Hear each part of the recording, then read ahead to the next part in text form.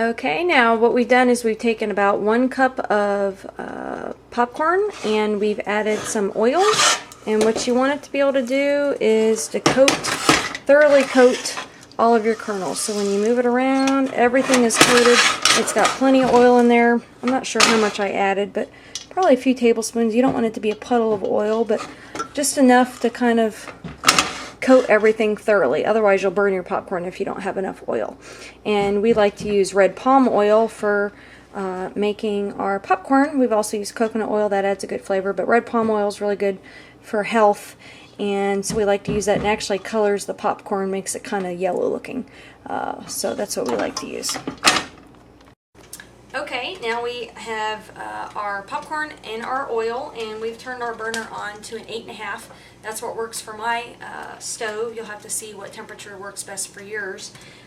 If you have it on too high, like on high or 9 or something like that, it will end up burning your popcorn because it'll heat it up too hot before it has a chance to pop them all.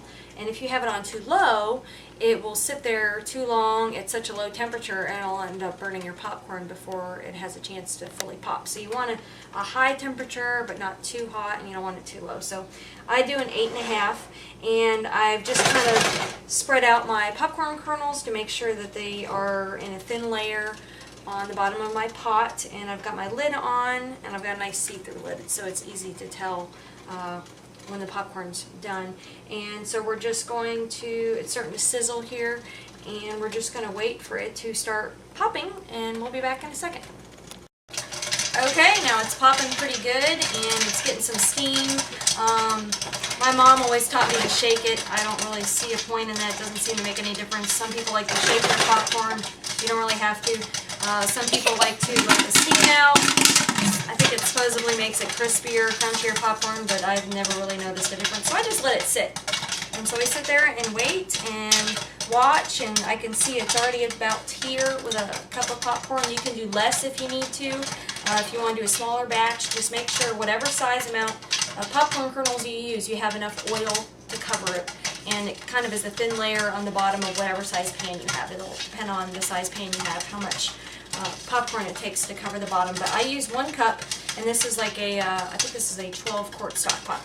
And so you listen, and it's slowing down on the popping. It's not popping as fast now. And we're just going to kind of wait till it settles down a bit. If you let it sit there too long, it'll start to burn it. So it's not popping very much now. It's almost done. So I think I'm going to go take it off before it burns it. We don't want to burn it. So, alright, I'm going to take it off. Be careful because this will drip steam. You don't want to burn yourself. I've done it, dripped it on my toes before. You don't want to do that. Okay, and so I have a bowl ready, and we're going to dump it into my big bowl. Alright, and I'm going to move this. This is hot. Alright, now we've got a pretty good size bowl of popcorn here. And like I said, ours, since we used our red palm oil, it kind of almost looks like store-bought popcorn, but it's actually healthy. But it looks like the bad stuff. And so we've got a nice big bowl of popcorn, and we used to always just use salt, and it actually sticks if you just put the salt on right away. We didn't even used to bother buttering it, and it stays fresh. We keep it, we have a big plastic container that we keep it in, and it keeps it fresh, I don't know, for a week or however long before you eat it up. We eat it up pretty quick. We usually actually do a double batch, and it fills this whole thing pretty full, and we go through it fairly quickly with our family. And so anyways, we've also done, we're trying to do healthier popcorn now, but we used to make a cinnamon sugar popcorn with a little bit of salt, which is good, a cocoa sugar, which is just some cocoa powder and sugar mixed together with some salt. But now we're trying to do a little bit healthier popcorn. And we like to use nutritional yeast. I bought this in bulk and just filled it up in a container, a shaker, and that's really good for you. The nutritional yeast's got lots of vitamins, and it actually gives it kind of a cheese flavor. I used to use, when I was younger, my mom used to make popcorn with the Kraft cheese packets, and that's probably not the best idea. So we like to use this nutritional yeast, and this gives it a kind of a cheesy flavor. And So anyways, we found though we have to use butter because the nutritional yeast will not stick to the popcorn if we do not have some butter to make it stick. So we have melted, we like a lot of butter. Butter's not bad for you, it's a good fat. So we like to use a lot of butter. For 1 cup of popcorn, we're going to use a whole stick of melted butter that we've already melted. And would you like to dump that in there, Kristen? Thank you. Okay.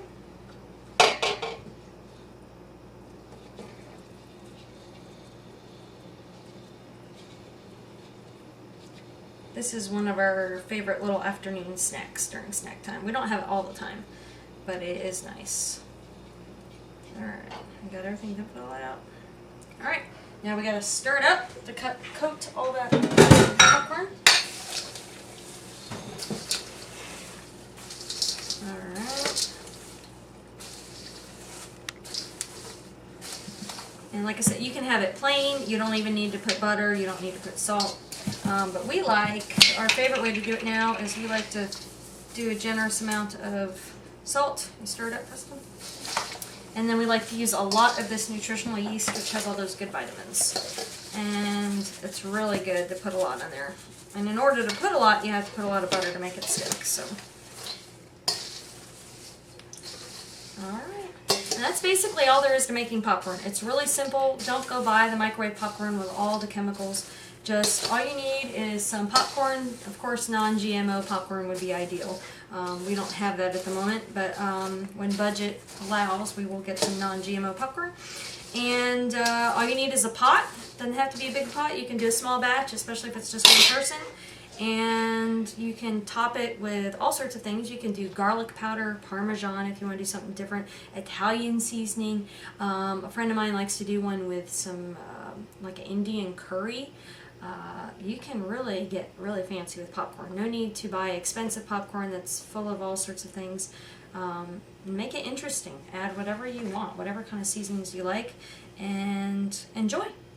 This is Melissa. This is Preston. From Living Simply. We hope you enjoy this homemade popcorn recipe, because I think we will. You want to try some? Is it good? Okay. You guys go make some too. Thanks for watching, and we'll see you next time.